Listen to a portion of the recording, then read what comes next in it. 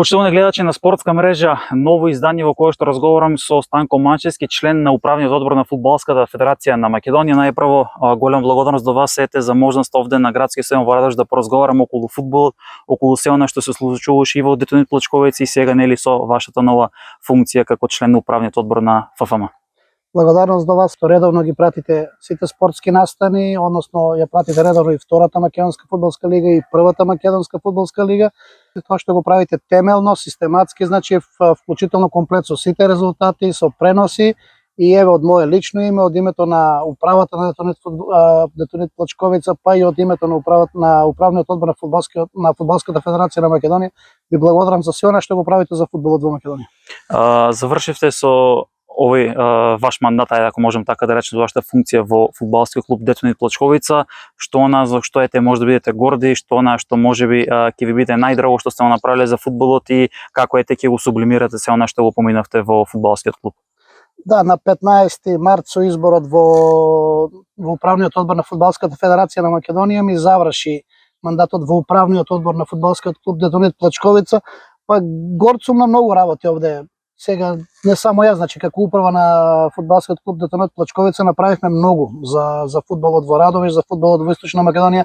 Прво она што беше најбитно, значи кога некогаш ги мерите резултатите, треба да знаете од каде сте почнале. Ние буквално почнавме од нула. Плачковица беше клуб кој имаше само печат, само име, значи ниту регистрирани фудбалери, испадната во трета лига, меѓутоа немаше ростер за трета лига. Детонит се бореше за опстанок во втората лига. Таа година едва испаси опстанок, обезбеди опстанок во втората лига. Значи тргнавме не од нула, од минус, бидејќи немавме младински категории, немавме пионерски школи, немавме буквално ништо. Со фузирањето, значи тогаш како управа, како дел од управата на Детонит Плачковица, заедно со градоначалникот на општина Радовиш и со генералниот спонзор Трајал, односно Детонит Радовиш, се договоривме дека Радовиш нема услови, одлучивме, свативме, донесовме заклучок дека Радовиш нема услови да финансира два фудбалски клуба кои квалитетно ќе се натпреваруваат, а знаете дека во тој период стана и единствена втора фудбалска лига, значи доби на квалитет, на јачина, на силина. Се договоривме да се фузираме во еден клуб Детонит Плачковица како второлигаш и од тогаш почна би рекол доброто за фудбалот во Радовиш. Хендикеп беше што во првиот тим немавме, односно имавме многу малку деца од Радовиш, фудбалери од Радовиш, па моравме да земеме од другите, од соседните општини. И таа година, иако целта ни беше опстанок во втората македонска фудбалска лига, сами сте сведоци во една силна конкуренција во тогаш Скопски Вардар, Пелистер, Воска, Гостивар и многу други еминентни фудбалски клубови, завршивме на петото место и бевме хит, бидејќи мислам дека не примивме цела сезона гол на домашен терен. Наредната година се случи најголемиот успех во фудбалот во Радовиш. Игравме бараж за првата лига со Скопски Вардар, меѓутоа се покажа разликата во квалитет. Вардар не надигра на градскиот стадион во Струмица и еве, јас му честитам и на Вардар и еве завчера има и добар успех и во Европа. Во меѓувреме и ланската година завршивме на солидното пето место и победата на Пелистер во Битола во рамките на куп надпреварите на градскиот стадион во Радовиш дојде Шкендија, државниот prvак ланската година. И тука значи најголем успех во купот. Сето постигнавме историски успехи во купот со влезот во четвртфинале, значи да се бори за полуфинале во купот на Македонија. До пред некоја година беше мисловна именка за фудбалот во Радовиш, меѓутоа ги направивме тие резултати. Меѓутоа она на што посебно сум горд и јас и управата на фудбалскиот клуб Детонит Плачковица е тоа што успеавме да изградиме на местото позади трибините на една, би рекол, градска депонија, на една руина, на Радовишки кажано змијарник, успеавме да изградиме со помош на спонзорот од Србија Трајал и нивната ќерка фирма во Радовиш во Детонит, да изградиме помошно вештачко игралиште, односно два терени за фудбал и на него последните 2 години да направиме револуција, односно да спортуваат 200 дечиња. Ланската година се натпреварувавме во 10 категории, во некој од нив завршивме и до самата завршница дојдовме во Скопје, учествуваа на многу турнири дечињата и тоа е она што посебно ме радува и ме прави горд, дека оставаме здрави темели, дека во фудбалот во Радовиш ствараме младенски погон. Еве сега пред да заменам оваа година од управата на фудбалскиот клуб донесовме одлука и неколку од младинските категории неколку фудбалери 6-7 месечини да бидат приклучени на првиот погон на Детонит Плачковица, со што по мене фудбалот во Радовиш има еднина и јас се тоа надвор од Детонит Плачковица би бил горд кога за 2-3 години би го заокружиле со еден цел ростер од радовишки деца, тогаш би бил дефинитивно, би рекол дека нашата мисија во фудбалскиот клуб Детонит Плачковица е завршена. Меѓутоа и ова овде што сега го работиме е голем успех. Сметам дека Детонит Плачковица останува во вистински раце, истата управа без мене продолжува, имаат стабилен буџет и оваа година во разговор со двајцата генерални спонзори Детонит и општина Радовиш ќе се продолжи по веќе докажаниот успешен рецепт. И им посакувам среќа и верувам дека момците се спремни, знаат што прават, знаат каде го водат клубот и дека и ова година ќе играат значајна улога во втората македонска фудбалска лига. Значи Детонит Плачковец останува стабилен, со стабилен буџет и како што кажавте над 200 деца младинските категории, тоа значи дека од играчки аспект ќе има иднина. Видите, да, управата на Детонит Плачковец има стабилен буџет и стабилна управа за наредниот период, а 200 дечиња кои тренираат во сите можни категории со 6 тренери. Во разговор беше управата да донесат уште некој тренер кај дечињата и многу е важно да го напоменеме бидејќи можеби јас не сум слушнал ни друг таков тим да имам, сме единствен тим во Македонија кој не наплаќа ниту еден денар на дечињата. Значи од опрема, до превоз, до храна, до вода, до самите тренинзи, значи дечињата се ослободени од се, не даваат ниту еден денар. Тоа е она што и двајцата генерални спонзори, градоначалникот на општина Радовиш и Детонит Радовиш го бараа од нас како управа тогаш, еви и сега, значи да се инвестира во младите, да се инвестира во децата, така што спомнавте и вие, еве јас сум уверен со вас дека наредните години Радовиш ќе има иднина, ќе има фудбалска иднина. Околу делот на стадионот може да очекуваме тука некои активности, бидејќи претходно нели беше најавен дека ќе има и реконструкција, некои активности, што може да се очекува во иднина? Во иднина секако треба да очекуваме реконструкција на тревниот терен, нешто што беше договорено и имаше подпишан договор со Фудбалската федерација на Македонија, меѓутоа поради одредени, би рекол, неправилности во работењето на претходната управа на Фудбалската федерација на Македонија, во моментов тие активности се замрзнати, очекуваме најесен кога ќе почне ова првенството да седнеме на финални договори и да донесеме одлука. Јас верувам дека тоа што е договорено само ќе биде одложено и дека она што го имаме подпишано на договор, дека тревниот терен во Радовиш ќе се замени, ќе се постави нов тревен терен и нова мрежа за наводнување. Исто така како Фудбалска федерација на Македонија и како член на управниот одбор ќе се залагам, сега не можам да ветам дека ќе го завршиме, меѓутоа би сакал и одредени зафати на трибините, нови столчиња, мислам дека тоа е нешто што Фудбалската федерација на Македонија може да го испорача према Радовиш, да го награди Радовиш за сето овој ангажман фудбалски што го имаме во изминативе години. Мислам дека со претседателот на Фудбалската федерација Масар Омарагич имаме прекрасни односи, човекот знае од каде почнува и каде тера и каде сака да ја види Фудбалската федерација на Македонија. Мислам дека ќе ни излезе во пресет и ќе ни помогне со столчињата за трибините. Дали може има шанса да видиме општинска фудбалска лига повторно во Радовиш во следните години? Вака една од идеите на нас и како управа на претходно Детонит Плачковица, меѓутоа и сега беше општинска фудбалска лига, меѓутоа како што во моментот следува регионализација значи се прави новиот статут на Фудбалската федерација на Македонија. Еве и тоа да кажам дека со претседателот Омарагич правиме реформи за прв пат невидени, значи многу луѓе претходно кои ја воделе Фудбалската федерација немале храброст тоа да го направат. Еве Масар се зафати со решавање на најгорлевите проблеми. Видовте дека за буквално половина година внесовме ВАР систем во македонскиот фудбал, нешто на кој најголемите оптимисти не веруваат дека ќе се случи за оваа сезона, меѓутоа еве ВАР системот е спреман, се тестираше успешно и со почетокот на новата фудбалска сезона, првата лига ќе имаме ВАР систем. И втората работа е промена на статутот на Фудбалската федерација на Македонија, како што и самиот претседател и телата на Фудбалската федерација на Македонија најавија. Во моментот во тек беа гостите од УЕФА и ФИФА, кои ни помагаат околу промените во новиот статут на Фудбалската федерација. Со новиот статут се предвидува регионализација на општинските фудбалски сојузи, односно регионализација на македонскиот фудбал, така што ќе видиме како ќе биде конечната верзија, меѓутоа мислам дека досегашниот формат на општински фудбалски сојузи па функционирале, па не функционирале, па фиктивни Така. постојање, непостојање ќе замене во историја, него ќе имаме нов регионален распоред со по 2 фудбалски центри во секој регион. Мислам дека нека биде и ова и неофицијално, Радовиш ќе биде во регион во кој 2 фудбалски центра би биле Струмица и Штип.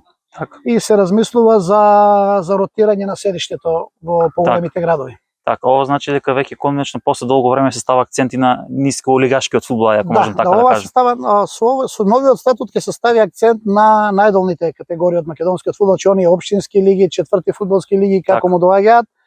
Како ќе изгледа конечната верзија, ќе знаеме за скоро, можеби за месец-два, зависи тоа телата на фудбалската федерација колку брзо ја завршат работата. Меѓутоа се работи во моментов на новиот статут и на новата поделба на региони на фудбалската федерација на Македонија, така што општинската фудбалска лига и општинскиот фудбалски сојуз можеби како фудбалски сојузи ќе нема да постојат, меѓутоа ќе постојат региони со некоја ново регионална распределба. И сега може ли да очекуваме дека кратењето на лигата во првата и во втората лига, прва лига од 12 на 10, втора од 14, од 16 на 14 ќе даде ефекти? Еве она што претпоставам сте го разговарале на тие седници на управниот одбор, дали може да очекуваме веќе да имаме поквалитетен фудбал во иднина? Па секако, јас сум на размислување, значи дека дефинитивно тоа требаше многу порано да се направи. Со кратењето, со стеснувањето на фудбалските лиги на прва, односно втора фудбалска македонска лига, ќе се концентрира квалитетот во помалку екипи, ќе добиеме поквалитетни екипи. Сега со новото правило за Open Balkan ќе добиеме дополнителна можност за играчи од регионот од Отворен Балкан за квалитетни засилувања, и мислам дека македонските клуби конечно ќе добијат на квалитети многу брзо и македонскиот фудбал ќе се дигне на еден степен повисоко во европскиот и во УЕФА, а не дека нашите екипи уште во првото коло ќе бидат елиминирани. Така. И сега има уште едно ново правило, тоа е дека до 19 до 21 година по 20 фудбалери, односно купно 4 младенци треба да имаме веќе во сениорскиот фудбал. Со ова значи му се дава простор и на младите да дебитираат многу порано во сениорскиот фудбал. Да, па видите сега, знаете, секаде во Европа на 18-19 години, 20 години веќе се зрели фудбалери, носители на играта во големите клуби, значи зборувам за клубови гиганти, оние што значат крем на европскиот фудбал. А кај нас 18-19 години ги сметаме за талент или за надежни фудбалери.